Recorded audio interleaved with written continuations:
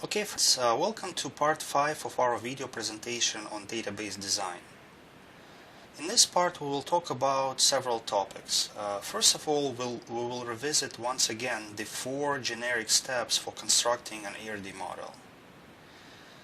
When we revisit those steps, I will also show you how to implement those steps using Gliffy.com. Gliffy.com, you can see this web application here, is a simple, intuitive, yet very powerful, collaborative online diagramming tool. Gliffy.com can be used for creating all kinds of diagrams, including UML diagrams, and this family of diagrams includes ERD models as well. So I'll show you how to do everything using Gliffy.com. I will spend quite a bit of time on step number 4, which has to do with normalizing your data model. So largely this presentation will be normalization of your data model. Now all the topics that I will discuss in this final presentation related to database modeling will be directly useful in carrying out your assignment number 3. Because as you remember, in assignment 3, the most important deliverable is an ERD diagram that has all the appropriate keys and that is also normalized. So this presentation will be very useful for your assignment number 3.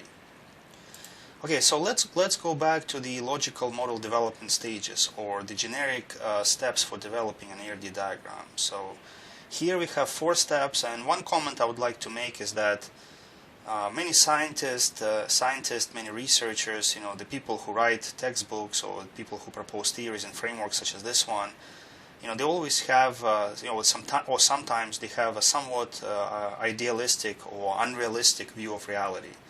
So I don't think that people who build ERD diagrams, they strictly go through those 4 steps. I think the process is much messier than that. Real life is always much messier than any of the framework or any of the recipe provided by scientists or researchers. So I would say it's more like kind of iterating between those steps, going back and forth. So don't think that it's like strictly this. You need to go step 1, step 2, step 3, step 4. Sometimes you start with step 2 and then you go back to step 1. Sometimes you go to step 3 after that. So it can be messy. But I think overall, it's a very useful framework because it does give you a good idea on what it takes to build a good ERD model. So let's start with step number 1. Now, step number 1 means just sketching things out. You build a context data model. This model will include only entities and relationships. And it will establish the project scope, meaning the size of your database, the size of your ERD model, because the number of entities that you will include and the kind of relationships that those entities will have will determine the size and complexity of your database. Okay? So your context data model would look something like this. So here we just have entities, names of those entities, and also relationships between those entities. Nothing beyond that. Okay? So let's see how we can do this step using Gliffy.com. So the first thing you need to do, you need to go to the website, which is Gliffy.com. You can see it right here. So it's Gliffy.com. Okay. And then you can just, you will see a splash screen like this. Eventually, you will create your own login, your own profile on this website, so you may be able to sign in. But for now, we'll just we will click here, Start Drawing.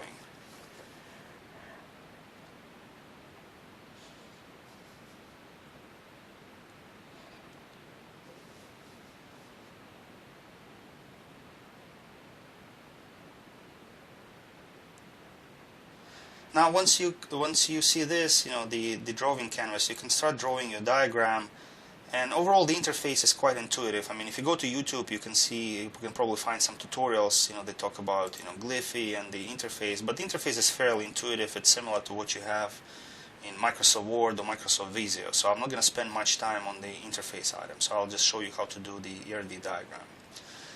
Now, Gliffy has a large collection of different shapes, and I encourage you to explore those different collections. For example, there are basic shapes. Then there are also flow charts.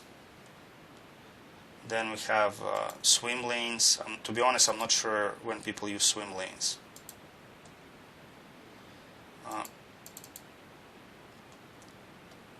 Sorry, my computer is slow.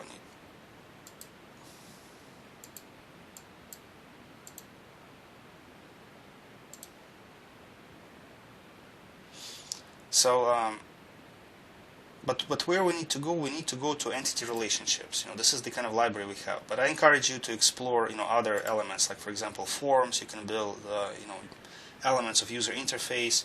If you go here to more shapes, you will see other kind of collections. For example, you will see some collections of shapes for sketching out iPhone applications interface, Android applications, networks, websites and user interface of those websites. So there are all kinds of useful collections here. There's even a collection for creating interior design, like floor plan collection. What you will see all kinds of floor items being available, so you can design a room or a house, the layout of a house or something like that. But I will go back here and I will switch off the floor plan because we don't need it. So we'll go to the entity relationship area. So let's just imagine the following case. So let's say you're trying to build an ERD model for a database that would support work of an advisor at a university. More specifically, this advisor is responsible for processing students' requests for major declarations. So if somebody wants to declare a major, let's say computer information systems, computer science, or accounting, that student has to go to an advisor and declare the major there by filling in appropriate electronic forms or something like that. So in that case, given that case, we probably need to keep track of two entities. First of all, we need to keep track of students, and I'm just dragging and dropping this entity shape here.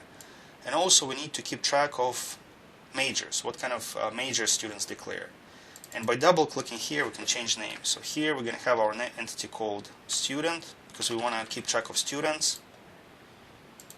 And then here we're going to have our entity devoted to majors. This is where we're going to keep track of all majors offered at the university. Okay. Now I'll zoom in a little bit.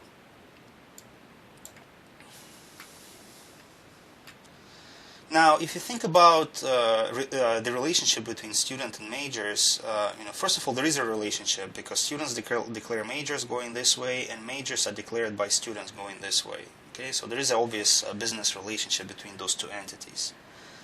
However, there is one problem. The relationship seems to be many-to-many or non-specific. For example, one student can declare 0, meaning that student hasn't decided on the major yet. So at the minimum 0, at the maximum many majors, because somebody can be, let's say, double or triple major, and once it's more than one, we say many. So it's 0 to many here. The same thing for majors. One major can be associated at the minimum with 0 students, at the maximum many students, because there can be, I don't know, thousands of students or hundreds of students enrolled in one particular major, let's say computer science. Okay, so this means it's a many-to-many relationship. So what do we do when we have a many-to-many relationship, or the so-called non-specific relationship? Well, the short answer is that we try to resolve it. More specifically, we resolve it by introducing something called associative entity in between. So I'll show you here on the slide that associative entity.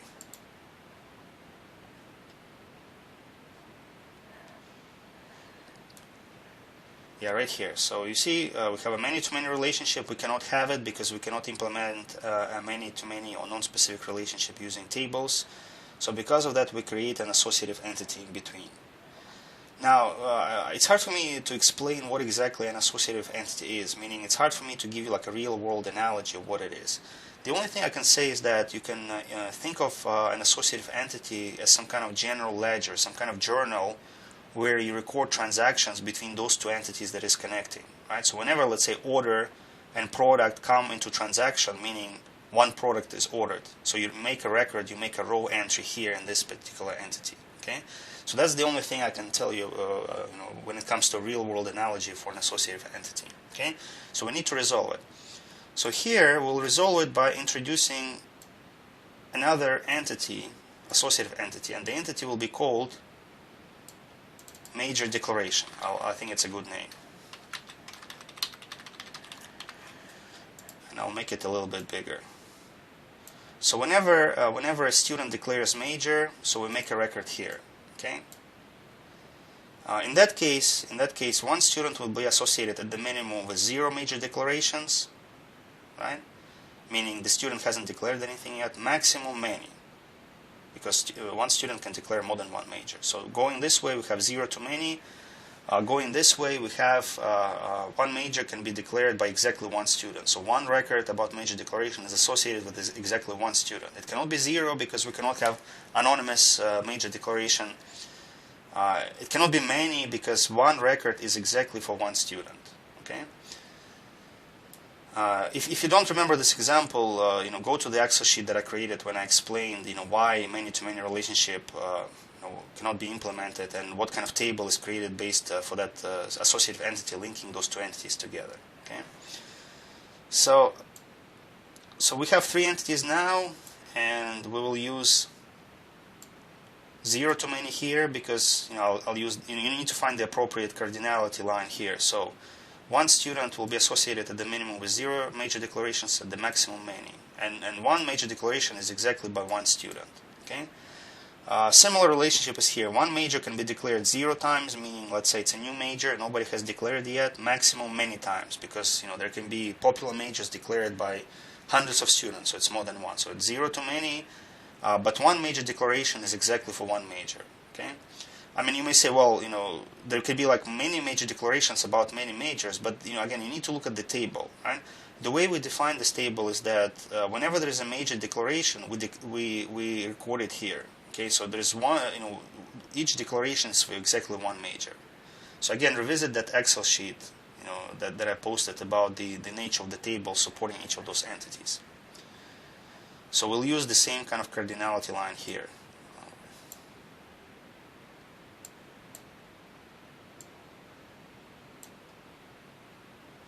But we note that I'm dragging and dropping this line as soon as this circle turns green. If it turns green, it means it's ready to connect. So when you drop it, now it's connected. And the good thing about this is that once you try to rearrange your model, the connector stays in place. If you don't do that, if you, let's say, you take this and you drop it like this without connecting here, let's say you put it here, then, well, actually here it's connecting too. So I'm just trying to give you an example when it's not properly connected. Sometimes like people drop it, let's say, before that, right? So the downside of that is that when you resize your model, this connector line is not moving. So you need to make sure it's connected. And the reason it's connected is that you see that this green circle. Okay. So this is our ERD model. So this looks more or less like the kind of model you would get as a result of step 1, which is building a context data model. Okay. Now, for the second step, we need to build a so-called key-based data model. This is where you eliminate non-specific relationships or many-to-many relationships. We've done that already. That's where you add associative entities. We've done that. That's where you include primary and alternative keys, and then that's where you fine-tune your cardinalities. Okay. So we did all those steps. So we did it as a part of step 1. So now we'll just add some keys to the model. Okay. So let's go back here, and let's add primary key for the student entity. So you need to double click here. So student ID will be our primary key here. So don't forget to mark it with primary key like this. And we'll make the entity a bit bigger. Now for major declaration, we'll use major declaration ID as our primary key. So this will be our primary identifier for this entity. And for major, we'll use major ID. This is our primary key. Now, one thing that you need to remember about associative entities is that associative entities, they have the so-called compound primary key. And we use this dot notation to show that this primary key is comprised of several parts. Okay, and those parts are primary key from the entities that this associative entity is linking. So we'll do this. We'll put student ID as our primary key, and then major ID as our primary key here. But we don't have to indicate that it's primary key. In a way, those keys are also foreign keys because those are the primary keys that come from another entity. But this is like extra notation that we don't need to kind of show what we are doing. I mean, as long as you're using this dot notation, we know that this is associative entity. It's linking those two entities together, And we know that this primary key is composed of 2 parts, so there's no need to indicate that this is a foreign key, so you can just leave it like that. Okay. So it looks like we're done with step number 2, which means creating a key-based data model. Okay.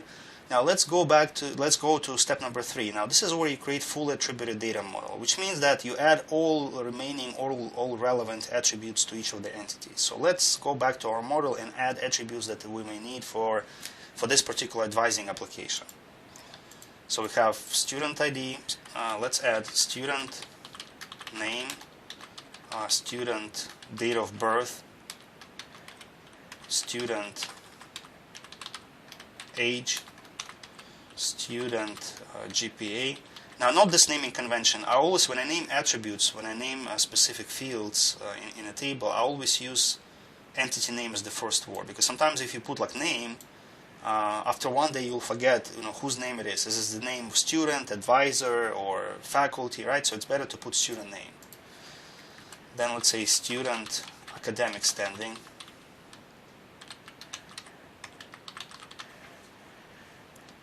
We'll make it a bit bigger.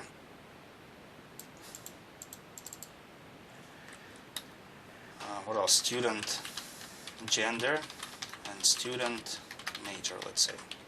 Okay. Here for this entity, let's say whenever somebody records declares major, we also want to record, let's say, student name, major declaration, date. Okay. And here in the major entity, we'll add other relevant information. Let's say major name, major college, meaning the college that is offering this major, and let's say major credit hours. How many credit hours you need to complete to qualify for this major? Okay.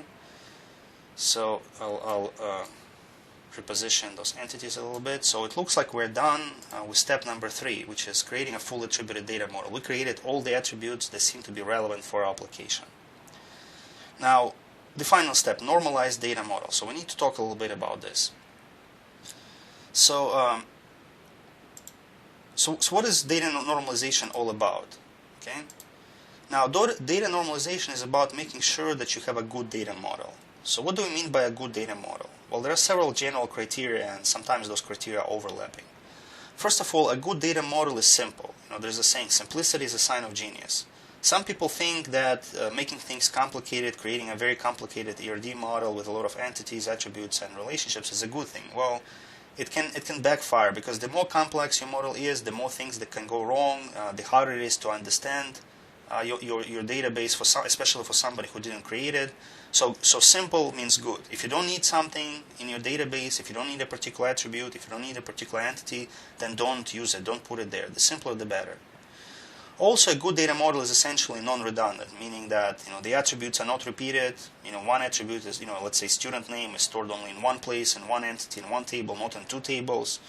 Because if you don't have if you have redundancy, first of all, you are not making things simpler. It's now your model is bigger, unnecessarily bigger, and number 2, it can lead to all kinds of errors and integrity issues. For example, one attribute with the same name let's say student name, can be stored in 2 different tables, and those 2 different tables will be maintained by different people, and there will be like the name of one specific student will be spelled in a different way. So because of that. Whoever administers this database will have an issue of deciding which value actually represents the real name of a student. By the way, I wrote a case about that, and the case was based on United Arab Emirates, and one of the most common male names in United Arab Emirates is Mohammed, right? And the organization that I was studying, basically they had several functions, several departments, like marketing or customer support, then accounting, then operations. And each of those functions would record client information. And sometimes they had problems reconciling their records. For example, a client named Mohammed calls sales support representative to ask about his order status. So people from the customer service, they want to call operations people to ask whether his furniture was already produced or shipped or what is the status of the order. And sometimes people they cannot figure out which client they are talking about, because Mohammed will be spelled with O-M-O in customer service database, and then Mohammed will be spelled with double M with A-M-A in the operations database, and they cannot figure out whether it's the same person or two different people. Okay, so that's an example of when redundancy creates problems. And then, once your data model is simple and non-redundant, it's typically flexible and adaptable to future needs. Means it's easy to understand, it's easy to put your head around, it's easy to modify if something changes. Okay, so those are the general criteria for creating a good data model. Now, you create a good data model through data analysis, and the specific data analysis technique that we're going to talk about is called normalization. Okay. Normalizing a data model involves going through 3 normal forms, at least the way we explain it here, because in reality there are more than 3 normal forms in data normalization. Okay. One comment about data normalization is that once one normal form assumes the other one. For example, if you're saying that your model is in the second normal form, we also assume that it is in the first normal form. Similarly, if you're saying that your model is in the third normal form, we also assume the model is also in the second normal form and first normal form. Okay. So basically, normalizing a data model in accordance with the third normal form involves going through normalization at the level 1, 2, and 3. Okay. So you need to go through all of those things to claim that your model is in the third normal form. Okay, so let's try to normalize the model that we have here. Okay, naturally we start with the first normal form. Okay, now read the definition. First normal form means this. It means that if you're claiming that your entity is in the first normal form, it means that you don't have attributes that can have more than one value for a single instance of that entity. In other words, you don't have a situation where you are forced to enter more than one value in a single cell. So basically what you need to do as a part of first normal form normalization, what you need to do, you need to look at your entities and make sure you don't have attributes in your entities that can have more than one value for a single instance. Okay? Because in that case you will have a data problem where you have to enter more than one value into a single cell. Okay? Now let's go to our model, take a look at those 3 entities and think for a moment. Look at all those attributes. Which attribute here can possibly have more than one value for a single instance? For example, if you take a single student, is there an attribute here that can have more than one value for a single student? Think about it, and you can think the same about other entities. So pause here, and I'll stop here for a second. So pause and just think about this. Can you find attributes like that?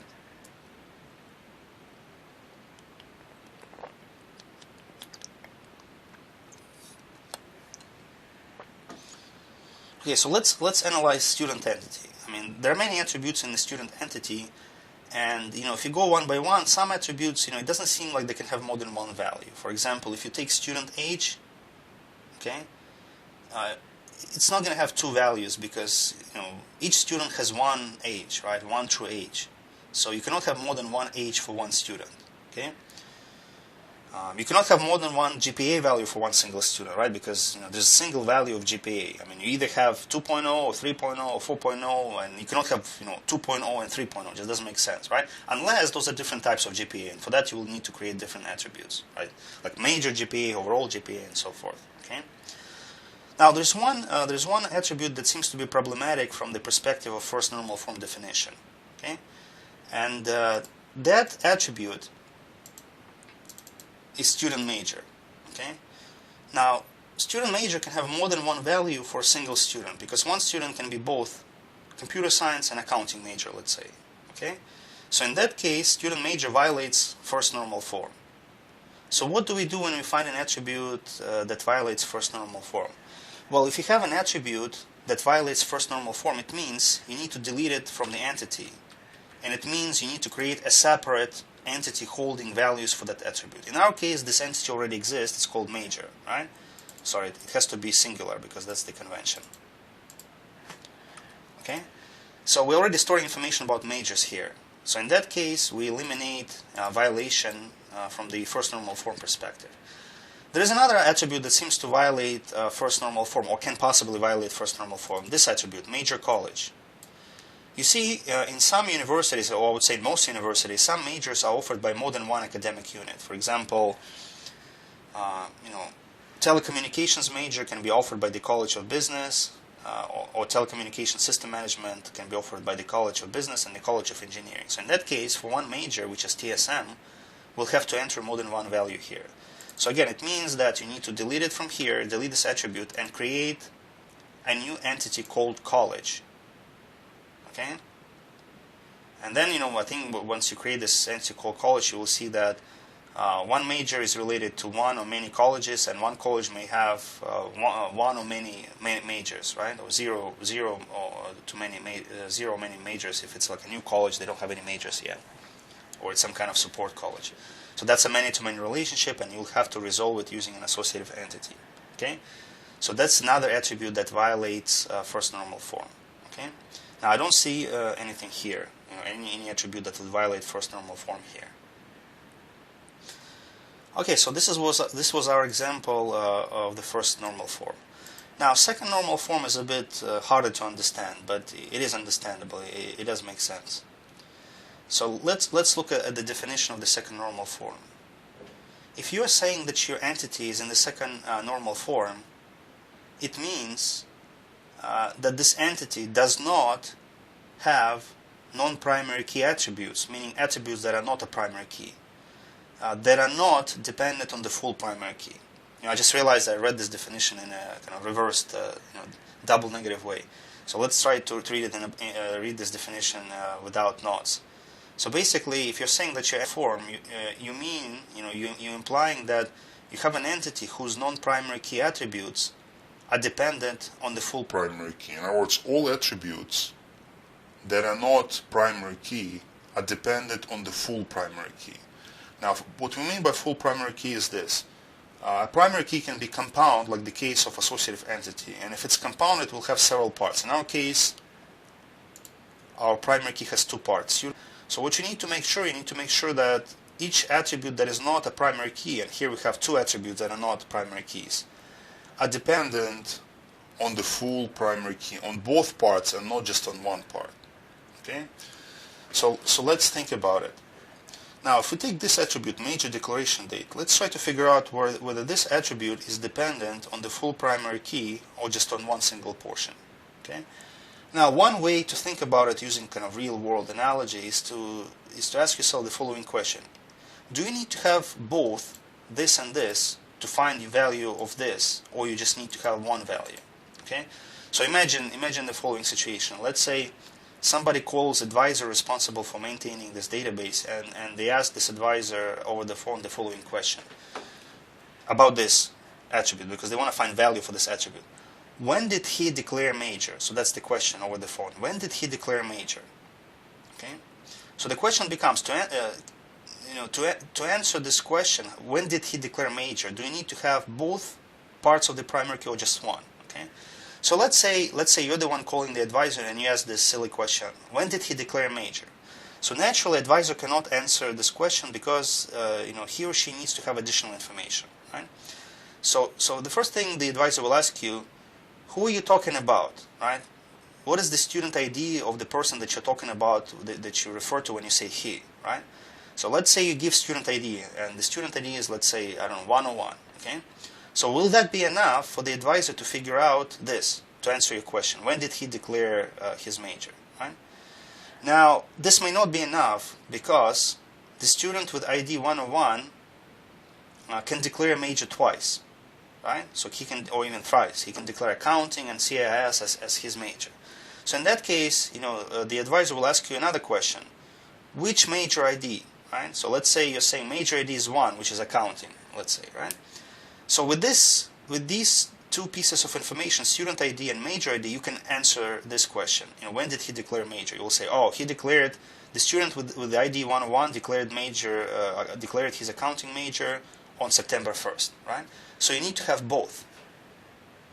Okay, you need to have both to locate value of this attribute. This means that this attribute is dependent on the full primary key. Okay. Now, if you take this attribute, student name, let's say you have a similar situation. Somebody calls advising office and they ask, what is his name? Okay. Now ask yourself, do you need to have both values, major ID and student ID, to answer this question, or just one? You just need one. As soon as somebody tells you, this, you'll ask, so, what is the ID of the person that you're referring to when you say he? As soon as the advisor gets the ID, they will look up the records and they will say, oh, this is the student named John Smith, right? So they don't need this. They don't need major ID to find out somebody's name or student name. This means that this attribute is dependent only on this part of the primary key, meaning not on both parts, which means once again that second normal form is violated. So what do you do when second normal form is violated? Well, it means that the attribute does not belong there. You need to take it out from the entity where it depends on the partial primary key and put it to the entity where it will depend on the full primary key. So in our case, that would mean taking this attribute out. I delete it here. And we put it back here to the student entity. In this case, student name will depend on the full primary key, and it's already in here. So basically we found an attribute that doesn't belong there. Okay? So that's second normal form. Okay, so let's go to the third normal form. Now third normal form is very easy to understand. If you're saying that your entity is in the third normal form, it means that your entity, the non-primary key attributes in your entity, which means all attributes that are not primary key, are not dependent on any other non-primary key attributes. In other words, you're not having any kind of dependency in your entity. Now, generally speaking, dependency can be of two general forms. Some kind of mathematical dependency, meaning one can be calculated from another, right? Or it can be some kind of logical dependency. One attribute can be derived from another attribute by using some kind of logical rules. For example, if you're saying that all bachelors are male, right? And John is a bachelor, it means that John is a male, right? So as soon as you know that John is a bachelor, you don't need to know his gender. You don't need to have a separate attribute about his gender, because you can deduct it from that logical rule, right? Now, the rule here is that if you have those dependency, if one attribute can be calculated from another one or derived from another one, then don't store information about this calculated or derived attribute, because you're making your model unnecessarily complicated. If you need this calculated attribute, you can also write a script that calculates this attribute based on the attributes that you already store. Okay? So basically, it means there's something redundant in your database if you have one attribute that can be derived from another one. Okay? Now let's go back to our model and look at our entities and see whether one attribute can be derived from another one. I'll give you a hint. There are two attributes that seem to be violating third normal form in the student entity. So look at this entity for a minute, pause this video if you have to, and think about all those attributes listed here, and think about which attribute can be derived from another attribute. So just pause and think about it for a minute.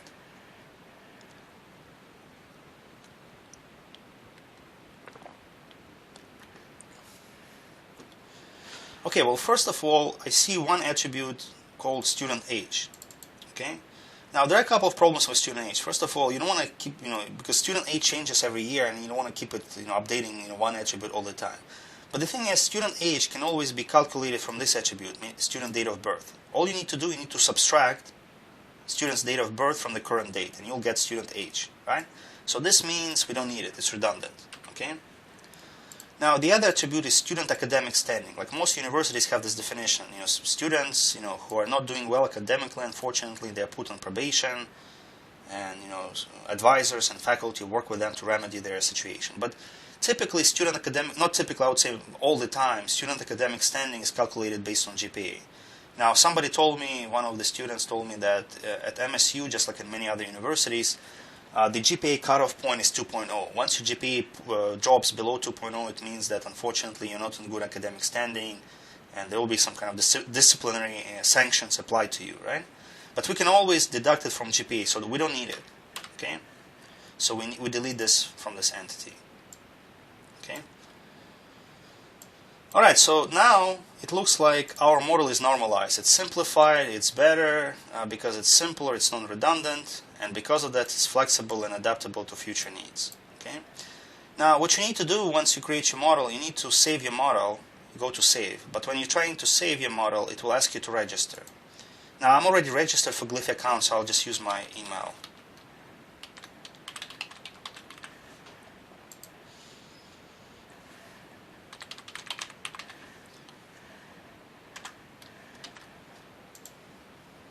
Hope I remember my password. Now let me try now.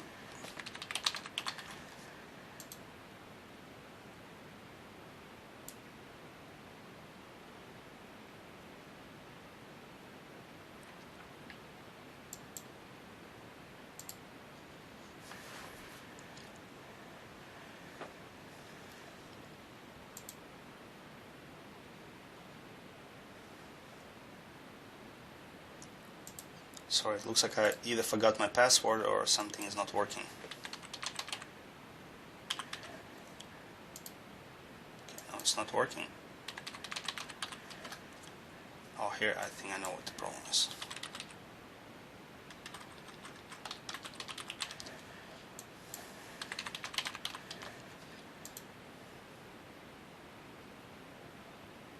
Okay, now I'm logged in.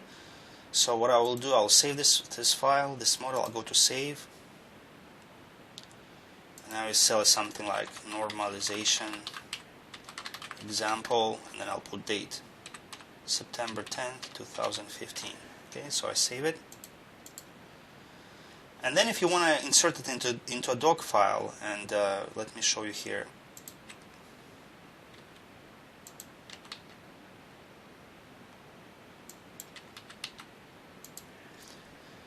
Because in your assignment 3, you need to insert your ERD model into the doc file. I'll show you quickly.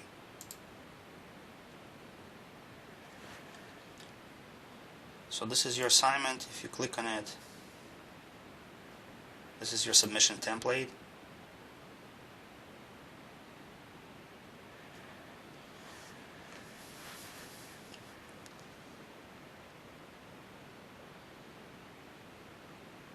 So you need to download it.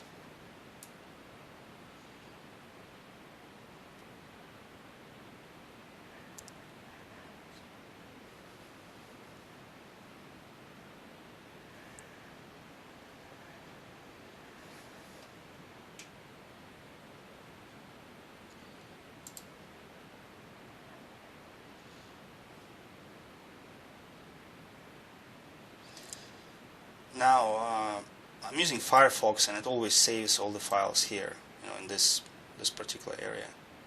But you can also find this download folder on your hard drive. It's some kind of download, it will be named download somewhere, in my documents. But I'm using this feature to find, just to locate the file and open it. And it may be slightly different, this download feature may be slightly different in Google Chrome or Internet Explorer.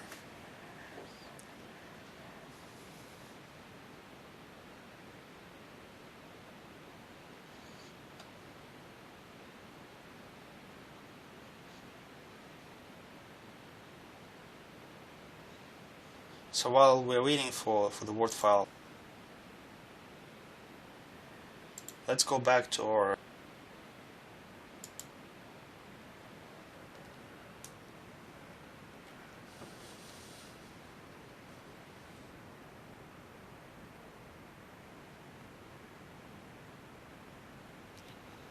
Okay, so basically once you save it with a good and format name,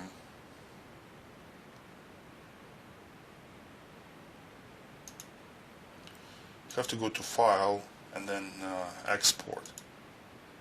It will ask you which file to use. Well, I'll use PNG. I think this is the predominant format for web nowadays. So I'll export it like this.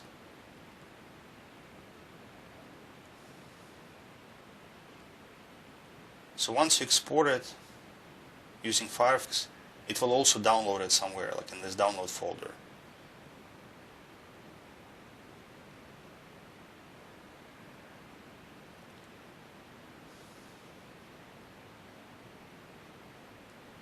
So you see, you can select Save. So Firefox asking you to save this file.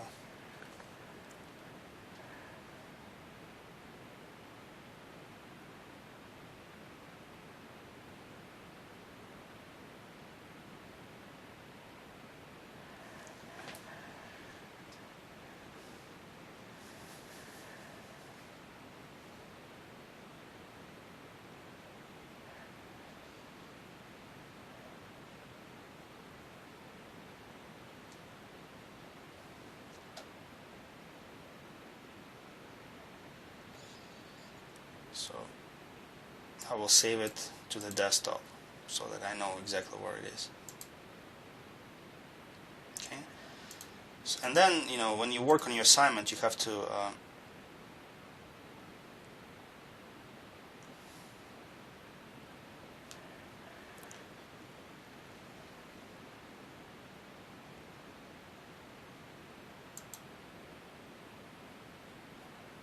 you know, create tables for every entity. So for example, here we have 3 entities. So what I will do, I will create, by the way, it asks you like to subscribe to a Gliffy account. You just need a basic account. You don't need to have any pro or standard account. I mean, that should be good enough for you to create a diagram.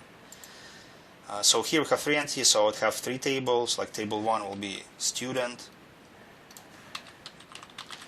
and then I will just add simple description. This entity stores information about students, and then here I will add attributes like student ID as a primary key, and then all other attributes, and then indicate attribute type. By going to this slide, you will see all the general types used in databases or any kind of programming language right here. So those are the general types. So you will indicate it here, and this is where, you know, you need to build and insert your diagram. So you go to insert, to this tab right here, then you select picture. Those are my pictures. Desktop. Have normalization example here, and then you can resize your diagram to make sure it's nice, you know, both in Gliffy and here. You may also change a layout to landscape, so that your diagram fits better. You know, that's fine with me. Good. I mean, this is the approach. So here you see I changed the layout of the page.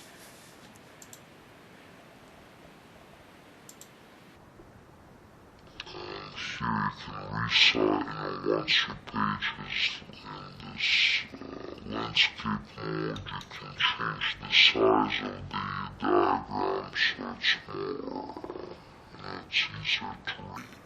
Okay? And then you will submit this file as your assignment number 3. Okay, friends, so that's all I wanted to tell you in this presentation. I wanted to revisit those generic steps for creating an ERD model. I wanted to show you how to use Gliffy for creating ERD diagrams, something that will come in handy when you work on your assignment 3. And I also showed you how to normalize data models. Now, I'm sorry my computer has been slow. To be honest, I'm running something on the background. You know, I'm doing like a text mining project in R. R is a programming language for data analysis. So I'm analyzing like a huge data set, text data set from Yelp that basically contains, look, what, 1 billion observations. And each observation is a comment from a Yelp, review comment from a Yelp user. So this script has been running for 2 or 3 hours now, and I'm losing patience. So I think what I will do, I'll just take a subsample from that script, because I just cannot wait for so long to create a corpus for subsequent text analysis. Okay, friends, so thank you very much for listening. Let me know if you have any questions about assignment 3, and the way you let me know is, is by posting your question to the appropriate discussion on Canvas. I'll be checking it over a weekend. I'm also hoping that students who are a bit ahead of others on this assignment, people who are ahead of others, they will also answer student questions, if I'm not responding immediately. So I would appreciate your collaboration and help like that on Canvas. So thank you very much. Best of luck to all of you with your assignment 3.